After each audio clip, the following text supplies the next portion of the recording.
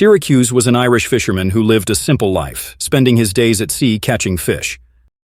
One day, while pulling in his net, Syracuse found something unusual: a girl trapped inside. At first, he thought she was lifeless. Panicked, he almost called for help, but suddenly she woke up and started coughing. Quickly, Syracuse freed her and provided first aid. Once she was fully conscious, he intended to take her to the hospital. Strangely, though, she refused. She even threatened to jump back into the sea if he forced her. When asked her name, she looked confused. She admitted that she couldn't remember anything, as if she had amnesia. Seeing how terrified she was of others, Syracuse eventually offered her a safe place to stay. He took her to an old house by the beach, a home left behind by his parents which had been empty since his mother passed away. There she could stay for a while until she figured out where to go. After that, Syracuse went to pick up his daughter, Annie, from his ex-wife, Maura's house. Annie was a cheerful little girl, but she suffered from kidney failure and had to undergo regular dialysis. That day, Syracuse arrived late because he had been busy dealing with the mysterious girl he had just found. At the hospital, the doctor suggested that Syracuse read Annie a story to keep her from getting bored during dialysis. Unfortunately, he hadn't brought a storybook. Because of that, Syracuse made up a story on the spot. He started telling a tale about a fisherman who found a girl trapped in his net, a fairy tale version of what had just happened to him that day. But the story felt too short, leaving Annie curious. "Then the girl must be a mermaid," Annie exclaimed excitedly. Syracuse chuckled and shook his head. "No, she didn't have a tail." Annie thought for a moment, then made another guess. "Then she must be a selkie." After the dialysis was done, Syracuse took Annie back to Maura's house, then returned to the sea, this time bringing the girl with him. On the way, he asked for her name again. She gave a small smile and said, "Just call me Ondine," a name that meant girl from the sea. Suddenly, Ondine started singing. Her voice was so beautiful and soothing. Even more surprising, Syracuse's empty net was suddenly filled with fish, as if her voice had brought him good luck. Amazed by his incredible catch, Syracuse wanted to take Ondine to the fish market, but Ondine refused. She didn't want to meet anyone else. With no other choice, Syracuse went alone to sell his catch, while Ondine returned home. After selling the fish, Syracuse bought some clothes for Ondine. He even felt embarrassed and ended up stealing women's underwear because he was too awkward to buy it at the store. On his way home, Syracuse ran into Annie. The little girl was still curious about the story of the fisherman and the selkie. "They say selkies can sing to lure fish into nets," Annie said, her eyes sparkling, like inviting them to be caught. After parting ways with her father, Annie started to suspect that the story wasn't just an ordinary fairy tale. She secretly followed Syracuse to the old house by the beach. There, she noticed something strange, as if her father was hiding something. Her curiosity grew even stronger. Annie went to the library and borrowed every book about selkies, hoping to find answers to the mystery that was becoming more and more puzzling. The next day, Annie returned to her grandmother's house and went straight to the backyard. There, she saw Ondine swimming peacefully in the water. Excited, Annie approached and said, "The creature my dad talked about is real, right? Selkies are real." She believed Ondine had magical powers, and with hope in her eyes, she begged Ondine to heal her illness. However, Ondine, still confused about what was really happening, felt she couldn't help Annie. Annie was also convinced that selkies had a seal coat that disappeared when they reached land. "If they find their fur, they can return home," she said. Selkies could also live a normal life for 7 years if they buried their coat on land. Not only that, but they could also find unexpected happiness with humans. One day, a mysterious man named Vladich was seen searching for something along the beach. Meanwhile, Syracuse invited Ondine to go fishing with him again. "Want to come along? You can swim while wearing that dress," he said. Just like before, Ondine sang, and her beautiful song attracted salmon, proving that the myth about her being a selkie was true. At the same time, a Coast Guard officer started getting suspicious of their boat. When Ondine saw him, she immediately hid under the boat, afraid of being seen by humans. The officer boarded their boat and found salmon that weren't usually caught with regular nets. Syracuse tried to explain that he wasn't harming the ocean, but the officer didn't believe him and started searching for evidence. During the search, they found Ondine hiding, but after checking, they didn't find anything suspicious. In the end, the officer just left. From that moment on, Ondine started to feel that interacting with humans wasn't so bad. Seeing this, Syracuse began taking her out more often and introduced her to Annie. After meeting, they formed a strong emotional bond and spent a lot of time together. One of the most memorable moments was when Ondine taught Annie how to swim. However, while teaching Annie, Ondine felt something strange beneath her feet. She pulled up a bundle tangled in seaweed and realized it was her lost coat. Not wanting anyone to know, they buried it on land and asked Annie to keep it a secret. The next day, Syracuse took Annie and Ondine to the beach festival. There, Annie kept talking about selkies, making Ondine feel uneasy.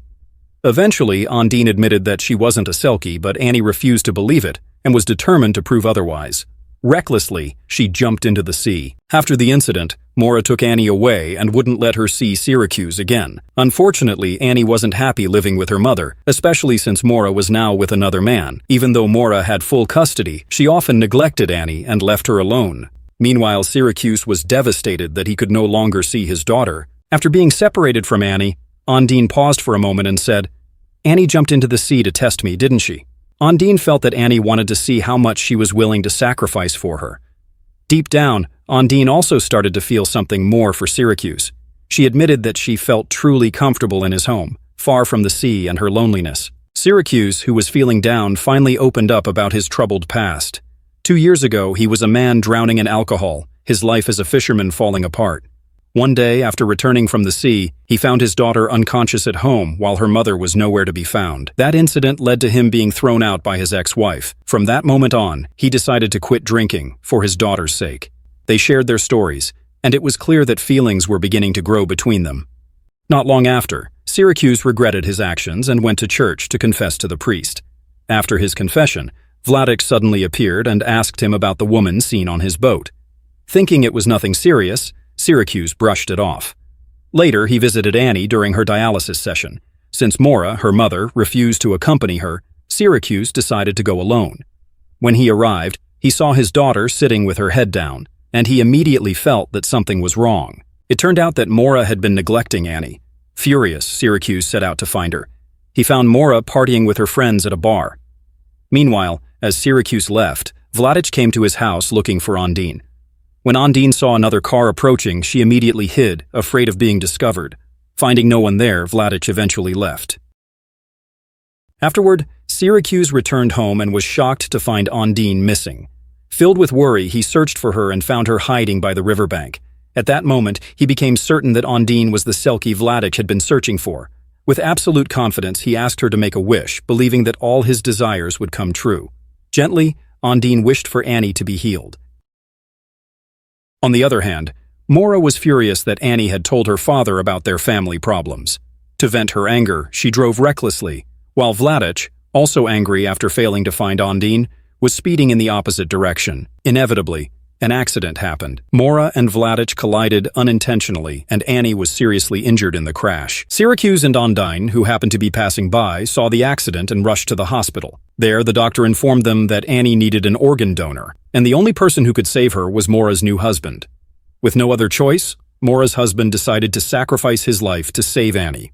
The next day, Maura and the rest of the family scattered her husband's ashes into the sea, honoring the sacrifice he had made. However, Maura was devastated and blamed Ondine for everything that had happened. She demanded that Syracuse remove Ondine from their lives, believing that she brought bad luck and misfortune. Feeling that there was some truth to Maura's words, Syracuse reluctantly agreed, even though it broke his heart. The following day, Syracuse took Ondine to a remote island. At first, she thought he had brought her there to spend time together, enjoying the peacefulness of the place, but in reality, he left her there alone, completely shattering her heart. Days passed, and Syracuse and Annie began to miss Ondine. They felt something was missing, an emptiness they couldn't fill. One morning, as Syracuse was watching TV, he suddenly heard a song with a voice that sounded exactly like Ondine's. Feeling that something was off, he immediately rushed back to the island where he had left her. When he arrived, he found Ondine weak and barely alive. Desperately, Syracuse begged Ondine to tell him the truth about who she really was. Finally, she revealed a shocking reality. Ondine wasn't a selkie, as they had believed. Her real name was Joanna, a former convict and drug smuggler from Romania. She and her husband, Vladic, had tried to cross the Irish Sea while carrying illegal drugs. They were caught, and since Vladic couldn't swim, he had begged Joanna to carry the drugs so they could escape. However, she couldn't do it, and nearly drowned, until Syracuse saved her. After hearing the shocking story, Syracuse felt his confusion fade away. He decided to accept Joanna back and give her a chance. However, when they returned, Vladic was already there, demanding Joanna hand over the drugs that were hidden in the coat she had buried with Annie. The tension rose, and with no other choice, Joanna finally gave him what he wanted. Joanna tried to find the place where she had hidden her seal coat, but it was gone. Desperate, she asked Annie to tell her where it was, since only they knew its location. At first, Annie hesitated and refused, afraid of losing Joanna. But Joanna promised not to leave them, and that finally convinced Annie. She admitted that she had hidden the seal coat in her father's fishing trap. They rushed to the sea to find the coat. When they got there, Joanna suddenly remembered that Vladic couldn't swim. In her panic, she pushed Vladic into the water, which ultimately led to his death.